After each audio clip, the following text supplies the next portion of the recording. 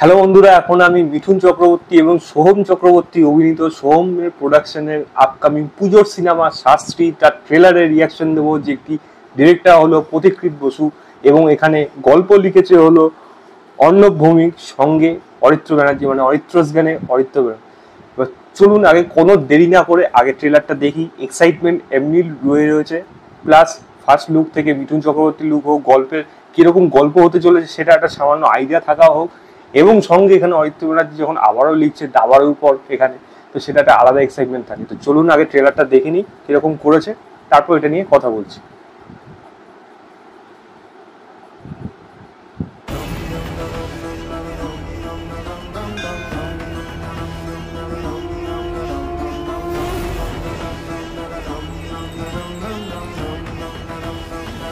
ভগবানে হেবি বিশ্বাস হয়েছে না?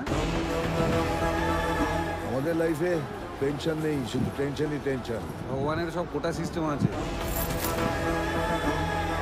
আর ওই লিস্টে যদি নাম তুলতে হয় তাহলে মোটা দক্ষিণা দিতে হবে।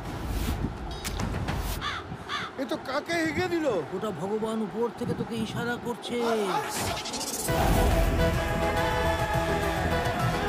শুধু একটা যদি ভালো জ্যোতিষ পেতাম রে, তাহলে জীবনটা বদলে যেত। রবি শাস্ত্রী যে ছ বালে ছটা ছয় মেরেছিল। আরে তো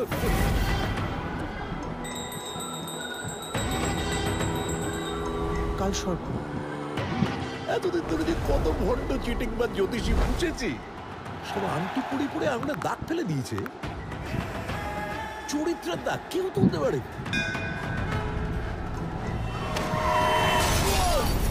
ঘন্টাটা এই জন্য বাজালাম যাতে তোমার ঘুম ভাঙে। তুমি তো আমাকে কালের ঘেরাটোপে ফেলে দিয়ে।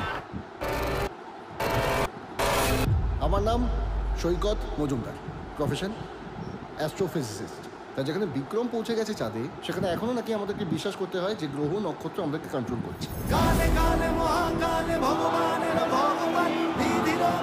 ভাগ্য লেখেও বরবালা, আর বদলায় পরিমল শাস্ত্রী। লোকটার থেকে পাবলিক সাপোর্ট সরিয়ে নিলেই ওর হীরক রাজ্য এবং মগজধলাই দুটোই বন্ধ হয়ে যাবে। সৈকত, এদের হাত অনেকটা বড়। আরে লোকে যদি ভিলেন ভাবে ভাবুক না, ভিলেন থেকে হিরো হওয়ার মজাটাই আলাদা। তুমি বদলে গেছো। সময় বদলেছে। আগে হাত পেতে চাইতাম, এখন হাত উল্টো করে আশীর্বাদ ওরা টাকা নেয়। যেদিন পাবলিক জানতে পারবে না। চুপ!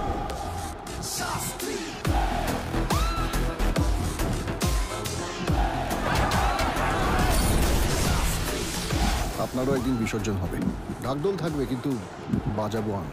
দিনক্ষণ গ্রহ নক্ষত্র তুমি ঠিক করো। পরিমল শাস্ত্রী আসছে।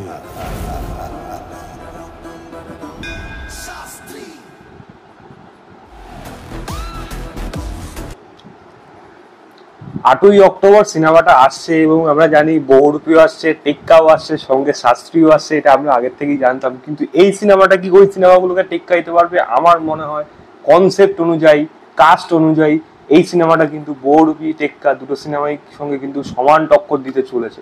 মিঠুন চক্রবর্তীকে বাঙালি অডিয়েন্স দেখবে না সিনেমা হলে, এটা তো হয় না, আশা করি কোনোদিন হবেও না, এবং সেটা তার প্রিভিয়াস কিছু সিনেমা থেকে প্রমাণ আরো বেশি করে পাওয়া গেছে।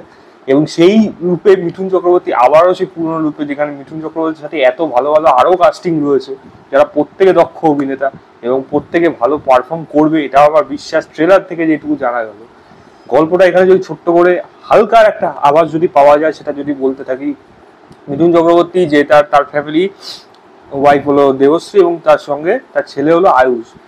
ছেলের সাথে এমন কিছু একটা ঘটনা ঘটছে যার যে তার প্রতি যে ভগবানের প্রতি আস্থা, সেটা যেন কোথা থেকে একটা ব্যাঘাত সৃষ্টি হচ্ছে, এবং সে একটা নতুন পথে চলে আসছে, যেখানে সে আগে যেমন সিকিউরিটি গার্ড বা অন্যান্য বিভিন্ন কাজ হয়তো সে করে থাকতো, কিন্তু সে এখানে এখন জ্যোতির্বিজ্ঞান নিয়ে কাজ করছে, এবং সেই জ্যোতির্বিজ্ঞানটাকে সে একদম অ্যাজ এ প্রফিটেবল ভেঞ্চার বলা যায়, একটা ব্যবসা হিসেবে চালাচ্ছে।